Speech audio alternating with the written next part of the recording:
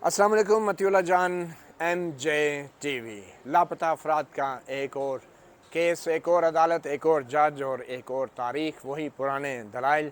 Islamabad high court में chief justice अता मिनल्लाह के सामने 4 साल से लापता सहाफ़ी मुदस्सर नारू के अलावा चंद दूसरे लापता अफराद के केस भी हैं, मगर आज तक ये तय नहीं हो सका पिछले 1.5-2 साल से कि इन केसेस में अदालत ने क्या करना है, कौन से इदारे को क्या हुक्म देना है कि लापता अफराद या तो बाज़याब हो जाएं या फिर उनके हवाले से उनके लवाकिन को ये बता दिया जाए कि वो ज़िंदा भी हैं या नहीं। आज यही दलाइल इस्लामाबाद हाई कोर्ट में दोहराए गए, बार बार कहा गया और लापता अफराद के कमीशन के अहलकार भी आज पेश हुए और उनको एक बार फिर वही पुरानी रिपोर्टें तलब की गई कि ये लापता अफराद का कमीशन कब बना था, इसको TOR क्या थे और इससे पहले क्या कुछ होता रहा। मगर एक नई बात जो अब महसूस हो रही है, चीफ जस्टिस अता मिनल्लाह ने ये ऐलान किया है कि अब बाकायदा दलाइल दिए जाएंगे लापता अफराद के लवाहिकीन के वकीलों की तरफ से, और फिर रियासत और हुकूमत के वकला को भी सुना जाएगा, लापता अफराद के कमीशन को भी सुना जाएगा और इन दलाइल के बाद एक मौसर और ठोस फैसला दिया जाएगा। जो अदालती मुआवन थे एडवोकेट फैसल सिद्दीकी, जो एक गैर जानिबदार माहिर होते हैं मुख्तलिफ़ कानूनी मामलात में, एडवोकेट फैसल सिद्दीकी ने भी मुख्तसर खिताब किया अदालत से और अदालत को बताया कि लापता अफराद की बहुत सारी किस्में हैं और जो लापता अफराद का कमीशन है उन अफराद के केसेस को डील करने में बज़ाहिर नाकाम है, और जो कानून, जिस कानून के तहत 1956 के एक्ट के तहत लापता अफराद का एक कमीशन बनाया गया था, उस कानून में लापता अफराद के कमीशन को कुछ ज़्यादा अख्तियारात हासिल नहीं हैं, इस हद तक कि लापता अफराद का कमीशन अपने जो प्रोडक्शन ऑर्डर जारी करते हैं, और प्रोडक्शन ऑर्डर होते हैं जब कमीशन को ये शक हो कि रियासत का कोई इदारा मुलव्वस है तो रियासती इदारों को वो हुक्म देता है कि इस शख्स को पेश कर दिया जाए। तो एडवोकेट फैसल सिद्दीकी मुआवन अदालत का ये कहना था कि लापता अफराद कमीशन के पास तो ये इख्तियार भी नहीं कि अपने प्रोडक्शन ऑर्डर पर ही अमल दरामद करा सके, और ये प्रोडक्शन ऑर्डर जो होते हैं इनकी हैसियत महज रिकमेंडेटरी होती है, महज सिफारशी होती है, और इस पे अमल दरामद कराने के लिए लापता अफराद के कमीशन का कोई अख्तियार नहीं। आपको मालूम ही होगा कि लापता अफराद का कमीशन 2011 में बना था, तकरीबन अब 12 साल हो चुके हैं। इस कमीशन की सरबराही इस वक्त जस्टिस रिटायर्ड जावेद इकबाल, वो मशहूर ज़माना जावेद इकबाल जो नैब के चेयरमैन भी हैं, वो कर रहे हैं, और वो इसको एक जुज़ वक्ती नौकरी के तौर पे कर रहे हैं और कुल वक्ती वो नैब के चेयरमैन हैं। इस वक्त हम देख रहे हैं कि इस्लामाबाद हाई कोर्ट में कुछ वाज़े कोई अहकामात तो नहीं हुए और आज बाकायदा दलाइल का आगाज़ हुआ है। आज आमना मसूद जंजुआ भी पेश हुई हैं और आमना मसूद जंजुआ के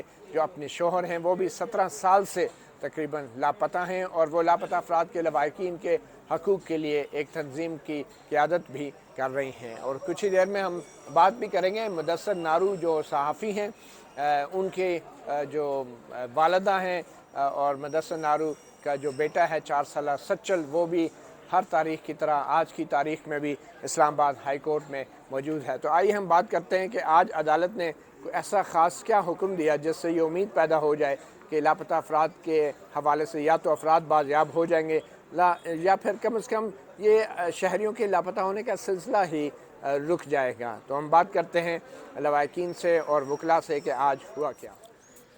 ये वो लवाहिकीन हैं जो अपने लापता प्यारों के मुंतज़िर हैं, और ये इस्लामाबाद हाई कोर्ट है, मगर ऐसे ही लवाहिकीन सैकड़ों की तादाद में पूरे पाकिस्तान की अदालतों के धक्के खा रहे हैं। ना तो रियासत को, ना हुकूमती इदारों को कुछ पता चल रहा है कि इनके लिए क्या किया जाए, और ना ही हाई कोर्ट और आईनी अदालतों के जजों को। यहाँ तक कि सुप्रीम कोर्ट में भी ये मामला जा चुके हैं, मगर लगता ये है कि सुप्रीम कोर्ट और हाई कोर्ट और दूसरे तमाम जो जजेस हैं वो भी लापता अफराद के केस में इंतहाई बेबस हैं, और जो आइनी अख्तियारात यहाँ हुकूमतों को गिराने और बनाने के लिए हमारी आइनी अदालतें इस्तेमाल करती रही हैं, वो आइनी अख्तियारात लापता अफराद केस के हवाले से کہیں بھی استعمال ہوتے نظر نہیں آ رہے۔ ان لواحقین میں سے ایک کیس ہے نوید بٹ صاحب کا، جو کہ 11 سال سے لاپتہ ہیں، اور یہ ان کے بھائی اور ان کی اہلیہ ہیں جو اسلام آباد ہائی کورٹ کے باہر انصاف کی منتظر ہیں۔ ایک اور کیس ہے جس میں 2 سگے بھائیوں کو اٹھایا گیا، اور ایک کو تقریباً 15 سال سے 8 سال سے لاپتہ ہیں، اور ایک 15 ماہ سے لاپتہ ہیں۔ ان کے 2 سگے بھائی کو اٹھایا گیا۔ آمنہ مسعود جنجوعہ اب تو پورے پاکستان کا جانا پہچانا نام ہے۔ 17 سال سے ان کے شوہر مسعود جنجوعہ جو ہیں وہ لاپتہ ہیں، اور ان کا بھی آج تک کچھ پتہ نہیں ہے۔ اور اس کے ساتھ ہی یہ 4 سالہ بچہ سچل، جس کے والد لاپتہ صحافی مدثر نارو جو ہیں وہ 4 سال سے لاپتہ ہیں، اور اس نے اپنے والد کی شکل نہیں دیکھی، اور اس معصوم بچے کی والدہ اپنے شوہر کا انتظار کرتے کرتے ایک دن ہارٹ اٹیک سے اس دنیا سے رخصت ہوگی، اور اس وقت یہ اپنی دادی کی گود میں پرورش پا رہے ہیں۔ ہم بات کرتے ہیں آج ان کے وکلا سے کہ آج حکم کیا دیا ہے اسلام آباد ہائی کورٹ نے۔ کرنل ریٹائرڈ انعام الرحیم ایڈوکیٹ، کرنل صاحب، آج کے اس کیس کی سماعت کے دوران کوئی خاص بات ہوئی، کوئی نئی بات ہوئی، یا ایک اور تاریخ مل گئی؟ کیا ہوا؟ آج دراصل جو نئی بات یہ ہوئی کہ کورٹ کے اندر ایک رپورٹ پیش کی گئی، اور اس رپورٹ کے اندر یہ بتایا گیا کہ وہ کیسز جو اسلام آباد سے نہیں جن کو اغوا کیا گیا، تو ان کے بارے میں ہائی کورٹ کو جورسڈکشن نہیں ہے۔ یہ ایک بات نئی بتائی گئی جس کے اوپر ہم نے اعتراض کیا، اور انہیں بتایا کہ فیڈرل گورنمنٹ کیونکہ ذمہ دار ہے، تمام ادارے جو گورنمنٹ کے ہیں جو انوالو ہیں اس ابڈکشنز کے اندر، وہ فیڈرل گورنمنٹ کے ماتحت ہیں، اور رول آف بزنس کے تحت prime minister is responsible in the case of human right violations. اور دوسرا کمیشن جو ہے وہ اسلام آباد میں موجود ہے، ایجنسیز کے ہیڈ کوارٹر اسلام آباد میں موجود ہیں، تو اسلام آباد ہائی کورٹ کو جورسڈکشن ہے جہاں سے بھی جو آدمی اٹھایا جائے گا اس کے لیے وہ جو فیملی ہے وہ اسلام آباد ہائی کورٹ کا دروازہ ناک کر سکتی ہے۔ اور ہم سمجھتے ہیں کہ اس وقت تمام جو ہائی کورٹس ہیں ان میں بنسبت اسلام آباد ہائی کورٹ ہی واحد کورٹ ہے جہاں یہ کیسز ابھی ریگولرلی ٹیک اپ ہو رہے ہیں، اور اس کے بارے میں انہوں نے ریگولر آرڈرز بھی پاس کیے ہیں۔ اور اس کے اندر ایک بہت بڑا آرڈر انہوں نے ماہرہ ساجد کیس میں پاس کیا کہ جب تک وہ مسنگ پرسن واپس نہیں آتا اس کی خاندان کی جو کفالت ہے وہ ریاست کی ذمہ داری ہوگی۔ اور 2 کیسز میں آنریبل جسٹس اطہر من اللہ صاحب نے یہ کفالت کا حکم پاس کیا، اور اس کے بعد یہ جو ہماری ایجنسیز ہیں یہ سپریم کورٹ میں بھی گئی، اور سپریم کورٹ نے بھی اس میں اسٹے گرانٹ کرنے سے انکار کر دیا، اور عمر تا بندیال صاحب نے اس میں کہا کہ پاکستان ایک خوبصورت ملک ہے، خدا کے لیے اسے گوئنتا نامہ بے نہ بناؤ، بندے بھی برآمد کرو اور ان کے خاندان کی کفالت بھی کرو، یہ ریاست کی ذمہ داری ہے۔ لیکن ہم سمجھتے ہیں کہ کورٹس کو فردر آگے آرڈر جاری کرنے چاہیے، اور آج یہی طے ہوا کہ کورٹ نے ہمیں کہا کہ 25 تک ہم ریٹن اپنے آرگومنٹس دیں، اور کورٹ کی رسپانسبلٹی اور اس کے علاوہ یہ بتائیں کہ ریاست کی کیا ذمہ داری ہے۔ اور سب سے اہم بات جو کمیشن کی طرف سے آئی کہ کمیشن کے پاس پاورز نہیں ہے، حالانکہ یہ بات غلط ہے۔ جس ایکٹ کے تحت کمیشن بنایا گیا اس کے تحت کمیشن کو ہائی کورٹ کے جج کے اختیارات دیے گئے، اور کمیشن کے پاس کنٹیمپٹ آف کورٹ کی بھی پاورز ہیں، کمیشن کے پاس کرمنل کورٹ کی بھی پاور ہے، اور اس آرڈیننس میں یہ بھی لکھا ہوا ہے کہ اگر کمیشن کا جج جو ہیڈ ہے وہ جج آف سپریم کورٹ ہوگا تو اس کے پاس سپریم کورٹ کے جج کی پاورز ہوں گی۔ اب وہ کمیشن کے جو چیئرمین اگر وہ اپنی پاور استعمال نہ کریں تو اس کے لیے تو ہمارے پاس کوئی سلوشن نہیں ہے۔ انہوں نے اور ابھی تک انہوں نے خود تسلیم کیا ہے کہ 450 پروڈکشن آرڈر وہ جاری کر چکے ہیں جن پر عمل درآمد نہیں ہوا۔ میں سمجھتا ہوں ان کو مستعفی ہو جانا چاہیے اگر وہ عمل درآمد نہیں کر سکتے۔ مگر انعام صاحب، یہ عدالت 1 سال سے کیا کر رہی ہے؟ مدثر نارو کے کیس میں کیا ہوا ہے؟ مدثر نارو کے کیس میں جو پہلے تو انہوں نے کہا جی ہم ایویڈنس کلیکٹ کر رہے ہیں، اور ابھی جو انہوں نے رپورٹ پیش کی ہے لیٹسٹ رپورٹ، اس کے اندر انہوں نے کہا کہ جی 17 وٹنسز کی ایویڈنس ایس پی نے ریکارڈ کی ہے، جبکہ کمیشن نے کہا جی ہمیں صرف 5 بندوں کی سٹیٹمنٹس ملی ہیں، باقی نہیں ملی، اور اس کے مطابق ہم ثابت نہیں کر سکے۔ اگر دیکھا جائے یہ کمیشن اتنا ٹوتھ لیس ہے اور اتنا پاور لیس ہے کہ ایک ایس پی سے انویسٹیگیشن رپورٹ نہیں منگوا سکا، وہ سٹیٹمنٹ آنی ابھی بھی ریٹن انہوں نے دیے۔ تو یہ میں سمجھتا ہوں اٹ از این اپیتھی، اور ان کو کوئی کنسرن ہی نہیں ہے کہ کتنا بڑا انسانی المیہ ہے، اور وہ لوگ جن کی ڈیتھ کسٹڈی میں ہوگی ان کا کون ذمہ دار ہے؟ اس میں تو ہمیں کوئی ایویڈنس لانے کی ضرورت نہیں، اگر ان کے پاس سے اور ڈیتھ ہوگی تو وہ بتائیں۔ یہ تھے کرنل ریٹائرڈ ایڈوکیٹ انعام الرحیم۔ ہم بات کریں گے مدثر نارو کی والدہ سے جو اس وقت اپنے پوتے کی پرورش کر رہی ہیں، واحد کفیل ہیں اس کی۔ آپ کچھ بتانا چاہیں گی کہ آج کی سماعت سے آپ کو کیا توقعات تھی اور کیا ہوا ہے؟ مجھے تو آج بہت ہی کہ کوئی فیصلہ دیں گے، لیکن ہر دفعہ ایسے ہی کر دیتے ہیں، پھر ڈیٹ دیتے ہیں. لیکن مجھے یہ نہیں سمجھ آتی کہ فیصلہ دینے میں اتنی مشکل کیوں آ رہی. جب ہم بتا رہے ہیں یہ کیوں نہیں بھیجتے ان کو، باقی لوگوں کو بھیجتے ہیں، یہ آرمی چیف کو کیوں نوٹس میں کیوں نہیں لاتے، یہ جو ایجنسیوں کا ہے ڈی جی آئی اس کو کیوں نہیں یہ بتاتے کہ یہ ہو رہا ہے، آپ کا نام بدنام ہو رہا ہے. اور یہ ان کے نوٹس میں لائیں. کورٹ کا تو یہی حق ہے نا کہ اگر وہ ان کو نہیں پتہ جو ہو رہا ہے، بدنام ہو رہی ہماری پاک فوج ہے، اس کے نام کے ساتھ جو پاک کا لفظ لگا ہوا ہے، تو اس کو پاک ہی رہنے دیں. تو ہم نہیں چاہتے کہ یہ ہماری فوج جو ہے بدنام ہو. اور ان کے نوٹس میں آرمی چیف جو سیاستدانوں کو کہتے ہیں کہ میرا نام نہ آئے، ہمارا اس میں کوئی عمل دخل نہیں ہے، تو وہ تو چاہیں گے کہ وہ نہیں ان کا کسی طرح بھی وہ بدنام نہ ہو. تو یہ ان کو پتہ لینا چاہیے کہ کون کر رہا ہے اس ادارے کو بدنام. آج شیخ رشید صاحب بھی آئے ہوئے تھے کمرہ عدالت میں، ان سے بات ہوئی آپ کی؟ جی، بچے نے ہاتھ ملایا، میں نے بھیجا تھا اس کو کہ ہاتھ ملاؤ. تو کل وہ ان کے دروازے پہ مجھے بھیجا تھا، جب میں گئی تو وہ ملے بھی نہیں. اور ان کے نوٹس میں بھی نہیں آ سکا کہ کیا ہمیں مسئلہ ہے اور کیا تکلیف ہے. کوئی بات ان کو بتاتا، سنی تک نہیں انہوں نے بات. آج اللہ کی شان ہے، میں کہہ رہی ہوں کہ آج میرے ساتھ کرسی پہ بیٹھے ہوئے تھے سوالی بن کے میرے ساتھ. یہ اللہ تعالیٰ کی ہے کہ بندے کو یہاں لا کے کھڑا کر دیتا ہے. تو اس لیے سوچ سمجھ کے ہر کام کرنا چاہیے. جی ایڈوکیٹ ایمان مزاری، کیا مشکلات ہیں عدالت کو، کیوں کسی منطقی اور ٹھوس نتیجے پر نہیں پہنچ پا رہی؟ اور ایک سال سے زائد کا عرصہ ہو گیا ہے اس کیس میں. چیف جسٹس اطہر من اللہ ہر بار سماعت کرتے ہیں، ہر بار رپورٹیں طلب کرتے ہیں، مگر ابھی تک آج انہوں نے فیصلہ کیا کہ باقاعدہ دلائل ہوں گے. تو یہ دلائل پہلے نہیں سنے جا سکتے تھے؟ جی دیکھیں مطیع اللہ جان صاحب، آج اصل میں ہم نے اپنے فائنل آرگیومنٹس کرنے تھے. میری خود طبیعت خراب ہے جس کی وجہ سے میں نہیں آج کر سکی، لیکن انشاءاللہ ہمیں امید ہے کیونکہ انہوں نے آرڈر میں لکھوایا ہے کہ فائنل آرگیومنٹس کی ڈیٹ ہے. پہلے وہ پٹیشنرز کے کاؤنسل سے سن لے کہ ان کے فائنل آرگیومنٹس کیا ہیں، جس کے بعد ایک فیصلہ آ سکے گا. انشاءاللہ امید یہی ہے کہ ایک ٹھوس فیصلہ ہی آئے گا، کیونکہ انہوں نے آج واضح طور پر کہا ہے کہ ادھر سے رپورٹ منگوانے کا، ادھر انہیں بھیجنے کا کوئی فائدہ نہیں ہے. یہ ان فیملیز کی اذیت کو پرولونگ کرتا ہے. تو انشاءاللہ اگلے ہفتے جب ہمارے فائنل آرگیومنٹس کنکلوڈ ہو جائیں گے، ہمیں امید ہے کہ انڈیڈ ایک ٹھوس فیصلہ آئے گا. ٹھیک ہے. آمنہ مسعود جنجوعہ، آپ نے بھی آج ایک نئی درخواست دائر کی ہے، وہ درخواست ہے کیا اور آپ نے عدالت سے کیا استدعا کی؟ دیکھیں، ایک تو درخواست ہے جس میں کہ مائیکل سکیورے مجھے بنایا گیا، اس میں میں سجیشن، عدالت کا معاون. ہاں جی، عدالت کے معاون کی حیثیت سے میں نے تجاویز دی ہیں.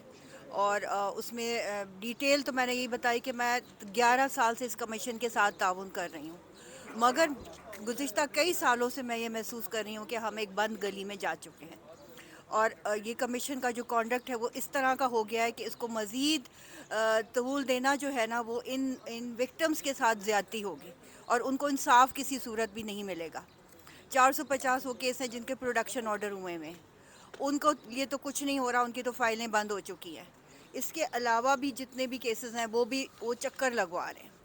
اور چکر لگوانے کے علاوہ ہمارے اوپر جو اذیت ہو رہی ہے وہ یہ ہو رہی ہے کہ ہم کسی بھی عدالت میں جائیں وہ ری ڈائریکٹ کر کے جی کمیشن میں جائیں. سپریم کورٹ کا اسپیشل بینچ بنا، وہ جی ری ڈائریکٹ کر کے کمیشن میں جائیں. تو کمیشن ایکچولی تو ریلیف دے نہیں رہا، تو پھر ہم وہاں پہ سٹک ہو جاتے ہیں. آپ کے اسی لیے خیال میں نے ججوں کی کیا مجبوری ہے، ہماری آئینی عدالتوں کے ججوں کی؟ ججوں کی یہی مجبوری ہے کہ وہ جورسڈکشن کے حساب سے چلتے ہیں. اب یہاں پر بھی جس طرح فیصل صدیق صاحب نے جو کوسچنز اٹھائے، اس کا مقصد یہی تھا کہ اس عدالت کی جورسڈکشن نہیں ہے، مگر کیونکہ ہم کمیشن کے خلاف گئے ہوئے ہیں، اور کمیشن جو ہے وہ اسلام آباد میں فیڈرل کمیشن ہے، تو فیڈرل تو ان کا سبجیکٹ ہے، تو اس لحاظ سے یہ بھی ان کا سبجیکٹ ہے. تو جو مین جو میں نے 3 پریئرز کی ہیں، اس میں ایک تو یہ کہ یہ کمیشن بند کیا جائے، کیونکہ اس سے بس وہ گول گول گھوم رہے ہیں اور کہیں بھی نہیں جا رہے. دوسرا یہ کہ ٹروتھ اینڈ ریکنسیلیشن کمیشن بنایا جائے، جس میں کہ آپ بہت سارے ایشین ملکوں کے پیٹرنز آپ دیکھ سکتے ہیں، اس کو پاکستان کے حساب سے کسٹمائز کر سکتے ہیں. اس commission truth and reconciliation commission میں کیا ہوگا؟ اس میں یہ ہوگا کہ وہ جو ایجنسیز اور آرمی اور پولیس کے نمائندے جنہوں نے کہ یہ ابڈکشنز کی ہیں وہ وکٹمز کے سامنے آ کے ہر کیس ٹو کیس ہیئرنگ ہوگی اور سامنے آ کے اعتراف کریں گے کہ ہاں ہم نے یہ کیا تھا, ہم معافی مانگتے ہیں. اگر وہ زندہ ہوگا تو وہ بتا دیں گے کہ فلانی جگہ پہ یہ اپنا جو ہے وہ جیل کاٹ رہا ہے, یا مطلب اس جگہ پہ اس کی ویئر اباؤٹس بتا دیے جائیں گے. اگر وہ دنیا میں نہیں ہے تو ثبوت دیے جائیں گے کہ یہ دنیا میں نہیں ہے اور یہ اس کی گریو ہے, اور پھر انٹرنیشنل سٹینڈرڈز کے مطابق ان کو کمپنسیٹ کیا جائے گا. تو یہ جب تک نہیں ہوگا کہ تو اس کے بدلے میں ان کے خلاف کوئی قانونی کارروائی نہیں ہوگی اگر وہ سچ بول دیں؟ وہ سچ بول دیں گے تو ہم بھی انہیں مطلب یہی ہوگا کہ دونوں ایک دوسرے کو معاف کر دیں گے, ہم ان کو ایجنسیز کو معاف کر دیں گے, وہ ہم سے معافی مانگیں گی اور وہ سچ بتا دیں گے. کیونکہ جو مین مسئلہ ہوتا ہے جو اس میں کہ ماں باپ جس تکلیف اور اذیت سے گزر رہے ہوتے ہیں کہ انہیں سچ نہیں پتہ ہوتا. کتنے ماں باپ نے سپریم کورٹ میں اپنے آپ کو مارا ہے اور انہوں نے کہا ہے کہ میرے بیٹے کو گولی مارو اور مجھے اس کی لاش دے دو. اس اذیت کی وجہ سے انہوں نے کہا ہے کہ مجھے اس کی لاش ہی دے دو کہ مجھے پتہ نہیں ہے کہ وہ کہاں ہے. تیسری میں نے پریئر یہ کی ہے کہ آپ جو لا بنایا جا رہا تھا وہ ڈیفینیٹلی کہیں نہ کہیں ہے جس میں کہ اس کو کرمنلائز کیا گیا ہے, تو وہ اس کو ڈھونڈا جائے کہاں پر کس سٹیج پہ ہے, اور اس میں سے ایک تو 514 شک جو ہے وہ نکالی جائے جو کہ اس کے اسپرٹ کے ہی خلاف ہے. اور ریلیف میں تو اس کا ٹروتھ اینڈ ریکنسیلیشن کے علاوہ اور کوئی ریلیف کوئی حل نہیں ہے پاکستان میں. چلیں ٹھیک ہے. دوسری میں بات یہ کرنا چاہ رہی تھی کہ کمیشن کی جو رپورٹس ہیں اس میں آپ دیکھیں کہ یہ نمبرز کہاں تک پہنچ گیا. پہلا کمیشن آف انکوائری جو کہ غائب کر لیا انہوں نے رپورٹ, اس میں 135 کیسز تھے. جہاں پہ وہ بند ہوا تھا after 1 year there were only 135 cases and now we ended up having 8,661. تو یہ مقصد تو نہیں تھا کمیشن آف انکوائری کیا کہ آپ کا ایک بزنس شروع ہو گیا ہے جی, لوگ غائب ہو رہے ہیں اور ٹریس ہو رہے ہیں, غائب ہو رہے ہیں ٹریس ہو رہے ہیں, اور ان کی نوکریاں لگی ہوئی ہیں, یہ پریزیڈنٹ بن کے بیٹھے ہوئے ہیں, سیکریٹری بن کے بیٹھے ہوئے ہیں, رجسٹرار آفس کھلا ہوا ہے. they were not supposed to do this. انہوں نے ریکمنڈیشن دینی تھی کہ کیوں ہو رہا ہے یہ جبری گمشدگی, کیسے حل ہو سکتی ہے, کون ذمہ دار ہے. ٹھیک, بہت شکریہ آمنہ. اب ہم بات کرتے ہیں ایک اور فیملی سے. جی آپ اپنا تعارف کرائیں گے؟ جی سلطان محمود سے میرا نام ہے. میرے سر ایک بھائی زاہد امین کو 11 جولائی 2014 کو گھر سے ادارے والے لوگ آگے تھے اور گھر سے ہی لے گئے تھے. ان سے پوچھا گیا تھا کہ آپ لوگ کون ہیں, تو انہوں نے بتایا کہ ہم سرکاری ادارے کے لوگ ہیں. تو ہم 3 دن کے بعد اس کو چھوڑ دیں کہ 3 دن کی بجائے آج اس کو 8 سال ہو گئے, کوئی معلومات نہیں, کوئی ملاقات نہیں. اس کے بعد ہم اور پھر یہ عدالتوں میں کیا کہتے ہیں؟ سر عدالتوں میں یہ لوگ مانتے ہی نہیں کہ ہمارے پاس ہے ہی نہیں, وہ تسلیم ہی نہیں کرتے. تو اس کے بعد سر ہم گئے جو مسنگ پرسن کمیشن ہے وہاں پہ ہم نے کوئی 5-6 سال وہاں پہ ہم نے کیس کیا. پھر اس کے بعد 2 سال ہو گئے اس کو پروٹیکشن آرڈر جاری ہوئے, لیکن اس کا کوئی رزلٹ, کوئی نتیجہ نہیں آیا. اس کے بعد 15 مہینے پہلے 9 مارچ 2021 کو ہمارے اس سے چھوٹے بھائی تھے صادق امین, اس کو بھی اس طرح گھر پہ آ کے رات کو 12 بجے انہوں نے جو بلیک وردی والے آتے ہیں ہر دفعہ, کون سے سال میں؟ 2021 9 مارچ 2021 سر. تو رات کو آئے 12 ساڑھے 12 بجے 10-12-15 بندے آ کے دیواریں پھلان کے آئے ہیں اور اس کو گھر میں سویا ہوا تھا اس کو اٹھا کے لے گئے ہیں. اب سر اس کو بھی 15 مہینے ہو گئے ہیں, کوئی اس کا اتا پتہ نہیں ہے. اس کے علاوہ انہوں نے ریٹ پٹیشن دائر کی تھی Rawalpindi bench Lahore high court میں. تو 1 سال ہم وہاں پہ ہم گئے ہیں, لیکن وہاں سے ہمیں کوئی انہوں نے ہمارا جو کیس ہے وہ کلوز کر دیا. تو اس کے اگینسٹ ہم آئے ہیں یہاں پہ اسلام آباد ہائی کورٹ میں. تو ہمیں انشاءاللہ امید ہے کہ ہم یہاں سے انصاف ملے گا, اور ہمیں انصاف ہی چاہیے. ہمارے ضعیف والدین ہیں اور جتنے بھی لاپتہ لوگ ہیں صحیح تکلیف میں, ہم بھی اس طرح کی تکلیف میں ہیں. لیکن ہمارے بھائی کو لاپتہ تو نہیں ہے, گھر سے لے گئے ہیں, لہٰذا کے لوگ تو لاپتہ تو نہیں, وہ نہیں ہو سکتے. جبری طور پہ انہوں نے گمشدہ کر دیا ہے. تو یہ راولپنڈی ہائی کورٹ یا اسلام آباد ہائی کورٹ, یہ جب آپ ججوں کے پاس جاتے ہیں, عدالتوں میں جاتے ہیں, تو یہ جج کیا کرتے ہیں, یہ کیوں نہیں فیصلہ دے پاتے؟ آپ کے خیال میں ججز کا رویہ کیا ہوتا ہے؟ سر اس طرح کے ایک جو مسنگ کمیشن ہے وہ تو سر ایک ایسا ادارہ ہے کہ وہ صرف ٹائم ویسٹ کرتا ہے, ٹائم ضائع کرنے والی بات ہے. اس میں 8 سال میرے جو دوسرے بڑے بھائی تھے زاہد امین, 8 سال کا اس کیس اس نے ضائع کیا, ٹائم ضائع کیا ہے. نہیں تو عدالتوں میں کیا ہوتا ہے, آئینی عدالتوں میں, ہائی کورٹوں میں کیا ہوتا ہے؟ ہائی کورٹ میں سر ہمارے جو ہم نے جو کیس کیا تھا راولپنڈی ہائی کورٹ میں, بس یہ کہ ڈیٹ پہ ڈیٹ دیے جا رہے ہیں اور وہ لوگ آتے ہیں پھر وہ تاریخ لیتے ہیں. کون سا جج ہے؟ سر وہاں پہ جو ہمارے پہلے آنریبل جج تھے شاید محمود عباسی صاحب, انہوں نے بہت اچھا طریقے سے انہوں نے کام کیا ہے, چلایا انہیں. لیکن بیچ میں پھر وہ ارشد گورال صاحب آئے, انہوں نے ہمارا جو کیس تھا وہ ڈسپوز آف کر دیا, پہلی اس پہ پیشی پہ انہوں نے بند کر دیا تھا. یہ آمنہ مسعود, آپ تھوڑا بتائیں گی یہ جو دو بھائیوں کا کیس ہے، یہ کیا ہوا؟ راولپنڈی ہائی کورٹ میں تو یہ چلتا رہا کافی عرصہ، تو کیا مسئلہ ہوا؟ یہ تقریباً 1 سال چلتا رہا وہاں پر، اور شاہد محمود عباسی صاحب کی کورٹ میں بڑی اچھی پروسیڈنگز ہوتی تھیں. انہوں نے سیکریٹری ڈیفنس کو طلب کیا، سیکریٹری انٹیریئر کو طلب کیا، بلکہ یہاں تک کہا کہ جب تک کیس میں کوئی سالڈ پروگرس نہیں ہوتی آپ نے ہر ہیئرنگ کے اوپر آنا ہے.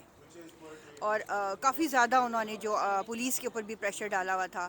مگر ایک دن اچانک جج صاحب چینج ہو جاتے ہیں اور پتہ چلتا ہے کہ شاہد محمود عباسی صاحب جو ہیں وہ ملتان چلے گئے ہیں، اور ان کی جگہ ایک اور جج صاحب آئے ہوئے تھے. اور انہوں نے مطلب آرگیومنٹ سنے، اور انہوں نے فوراً ہی مطلب کہا کہ اچھا ٹھیک ہے بعد میں بات ہوگی. اور انہوں نے نہ نیکسٹ ڈیٹ آف ہیئرنگ بتائی، اور پولیس والوں سے ہمیں پتہ چلا کہ یہ تو کیس سب کے ختم. یہ 6 کیسز اس وقت چل رہے تھے، جس میں زاہد امین، صادق امین کا تھا، اور باقی بھی 4 اور کیسز بھی تھے. تو وہ سب کے سب انہوں نے single stroke of a pen کہہ دیا کہ یہ کمیشن آف انکوائری میں بھی رجسٹرڈ ہیں، تو وہاں پر ان کے اوپر وہ ہونا چاہیے. اور زاہد کا کہا کہ اس کا پروڈکشن آرڈر بھی ہوا ہوا ہے، تو کمیشن جو ہے، اور اس میں اس کی ڈیٹ بھی انہوں نے غلط لکھی. انہوں نے تقریباً یہ ظاہر کیا کہ چند مہینے ہوئے ہیں کہ پروڈکشن آرڈر ہوا ہے، جبکہ ان کے پروڈکشن آرڈروں کی کیا صورت حال ہے؟ آپ نے بتایا کہ 200 پروڈکشن آرڈر جاری ہوئے ہیں اور ایک پہ بھی عمل نہیں ہوا. یہ پروڈکشن آرڈر ہوتا کیا ہے؟ پروڈکشن آرڈر یہ ہوتا ہے کہ جب وہ تقریباً 2 سال 2.5 سال کے قریب جب ہیئرنگز ہو جاتی ہیں، انکوائری کمپلیٹ ہو جاتی ہے، تو وہ یہ کہتے ہیں کہ ہاں یہ جبری گمشدگی کا کیس ہے اور اب اس بندے کو پروڈیوس کیا جائے.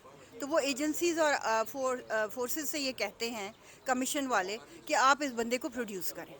تو وہ ظاہر ہے کہ وہ کمپلائنس نہیں ہوتی، ان کے حکم عدولی کی جاتی ہے، بندہ پیش نہیں کیا جاتا. مگر کمیشن اس کو ایک اپنے لیے ایک وہ سمجھ کے کہ ہم نے انتہائی درجے تک کیس کو پہنچا دیا، وہ ریکارڈ کا حصہ بنا کے اور فائل کلوز کر دیتے ہیں. یہ 450 اس طرح اب آپ کو کوئی توقعات ہیں اسلام آباد ہائی کورٹ سے؟ اسلام آباد ہائی کورٹ سے مجھے توقعات ہیں بالکل، کیونکہ اب سپریم کورٹ بھی اس کے اوپر کوئی ایکشن نہیں لے رہی. اگر وہ اسپیشل بینچ بنا تھا تو وہ کر کیا رہا ہے اسپیشل بینچ؟ 450 پروڈکشن آرڈرز کا انہوں نے کچھ بھی نہیں کیا. سر 5-6 سال انکوائری چلاتے ہیں یہ لوگ، چلاتے ہیں. حالانکہ ایک بندے کو سامنے، گھر کے سامنے وٹنس ہے، ویڈیوز ہمارے پاس ہے، CCTV فوٹیج ہمارے پاس ہیں، ویڈیو ہیں. بندے لے گئے ہیں، سامنے نظر آ رہے ہیں، پولیس کی گاڑی نظر آ رہی ہے. اس کو پھر اس کی انکوائری کرتے سال گزر جاتے ہیں. پتہ نہیں کس قسم کی انکوائری ہے کہ وہ پوری نہیں ہوتی. حالانکہ یہ تو ہمارے جو ادارے ہیں بہت تکڑے ہیں، ایسا مسئلہ ہو تو فوراً بندے کو پکڑ لیتے ہیں کوئی ان کا کوئی. لیکن یہ جو لوگ جو ہمارے سامنے لے جاتے ہیں، جو پولیس گاڑی آتی ہیں، CCTV کا ویڈیو بھی ہمارے پاس ہے، ان کا پتہ نہیں چلتا، وہ غائب ہو جاتے ہیں. سر یہ تھی کہانیاں انسانی المیہ ایک جنم لے رہا ہے پاکستان میں، اور آپ نے دیکھا کہ پورے پاکستان میں سینکڑوں کے قریب ایسے خاندان ہیں جن کے پیارے ابھی بھی اٹھائے جا رہے ہیں. آپ نے سنے یہ کہانیاں، ایک ریئل لائف سٹوریز. اسلام آباد ہائی کورٹ میں نہیں، پورے پاکستان کی عدالتوں میں یہ کہانیاں سننے کو مل رہی ہیں، اور ان کہانیوں کے کرداروں میں روز بروز اضافہ ہوتا جا رہا ہے. ہمارے معزز ججز صاحبان اسلام آباد ہائی کورٹ کے چیف جسٹس عطا من اللہ سمیت ابھی تک لاپتہ افراد کے حوالے سے کوئی ایسا ٹھوس اور مؤثر اور قابل عمل فیصلہ نہیں دے سکے کہ اور کچھ نہیں تو کم از کم مزید شہریوں کو لاپتہ ہونے سے بچایا جا سکے. سپریم کورٹ ہوں یا ہائی کورٹ کے ججز ہوں، بڑے بڑے سیاستدانوں اور ان کی حکومتوں کو گرانے اور بچانے کے لیے تو یقینی طور پہ آدھی رات کو بھی عدالتیں بیٹھتی ہیں، اور اس میں شاید آئینی اور قانونی طور پہ یہ تقاضا بھی ہے کہ آدھی رات کو عدالتیں کھلیں. مگر پھر ان افراد کے مقدمات کو سننے کے لیے کون سی عدالت آدھی رات کو بیٹھی ہے یا بیٹھے گی، اور کیا فیصلے ایسے دے گی کہ جس پہ عمل درآمد بھی ہو جائے گا.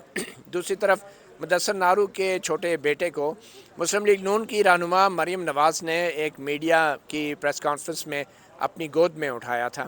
مگر اب جب کہ مسلم لیگ نون اور اس کے اتحادیوں کی حکومت آ گئی ہے تو ابھی بھی یوں لگتا ہے کہ جو اتحادی حکومت ہے وہ خود بھی کہیں لاپتہ ہے، اور اتنے سنگین معاملے کے اوپر اس حکومت کے پاس بھی وقت نہیں ہے. اور اس سے پہلے جو حکومت تھی سابق وزیر اعظم عمران خان کی، وہ اپنے اقتدار کے لیے بڑی بڑی ریلیاں اور جلسے تو کر رہے ہیں، مگر ایک جملہ 2 بول ان جلسوں میں لاپتہ افراد کے لواحقین کے بولنے کے لیے ان کے پاس نہیں ہے. اور وہ شاید ویسے بھی چاہتے ہیں کہ فوج کو نیوٹرل نہیں ہونا چاہیے، اور فوج اگر نیوٹرل ہوتی ہے تو پھر عمران خان جیسے سیاستدانوں کا حکومت میں بھی کام نہیں چلتا۔ مگر جہاں تک لاپتہ افراد کا معاملہ ہے، اس میں صرف عمران خان ہی نہیں، تمام لیڈران جنرل مشرف کے بعد اگر آصف زرداری آئے یا پھر نواز شریف آئے یا پھر اب عمران خان آئے، سب کے سب لاپتہ افراد کے حوالے سے ایک ہی صفحے پہ ہیں، اور وہ اس صفحے پہ یہ لکھا ہے کہ فوج کو ہاتھ نہیں لگانا، اس کا احتساب نہیں کرنا۔ مطیع اللہ جان، MJ TV سے اتنا ہی، اجازت دیجیے، اللہ حافظ۔